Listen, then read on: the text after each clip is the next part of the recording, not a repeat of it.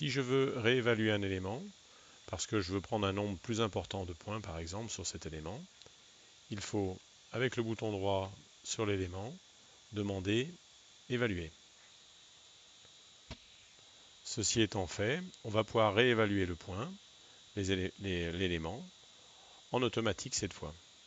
Donc par exemple, si je veux remesurer le plan 1, en faisant une trajectoire automatique circulaire, on va pouvoir le repalper. Exemple, je veux repalper sur deux trajectoires de 8 points, 10 points. Donc ce qui me fait 20 points en tout. L'angle de départ 0, l'angle de fin 360. Si je change l'angle de départ sur 360, ça va faire que tourner les différents points à prendre. Voilà. Le diamètre intérieur, bah, c'est le diamètre de 100 mm du cercle C1. Je peux l'augmenter un petit peu si je veux que mes deux trajectoires soient sur le plan. Pareil pour le deuxième cercle. Voilà, et je visualise à l'écran l'ensemble des points qui vont être palpés. Je visualise aussi les trajectoires et donc je suis capable de voir avant de palper s'il y a une collision.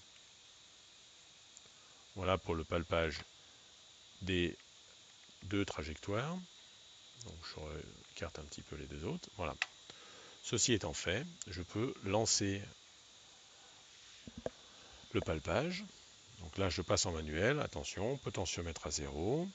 Je valide le mouvement et je vérifie en ouvrant le potentiomètre que les déplacements se font correctement. Pour évaluer un cercle, c'est la même chose. Quelques particularités quand même. Donc pour évaluer un cercle, on va pouvoir donner le nombre de points, voilà, la profondeur et l'angle de départ aussi de la même façon. Faire attention qu'il est possible que le cercle ait été défini soit à l'intérieur, soit à l'extérieur.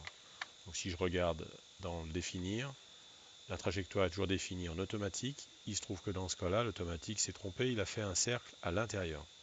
Si jamais je dis que c'est bien à l'extérieur du cercle que je veux palper, voilà, les différents points de la trajectoire se retrouvent à l'extérieur. Si maintenant on veut palper les différents éléments, on va avoir un nombre de points de 11 sur une profondeur de 2. La profondeur de 2 correspond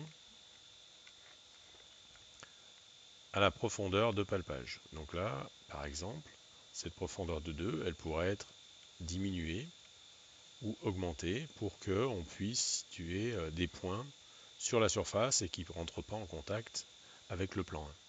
Voilà. Et après, même chose, si on veut les palper, il faut lancer en automatique les différents palpages.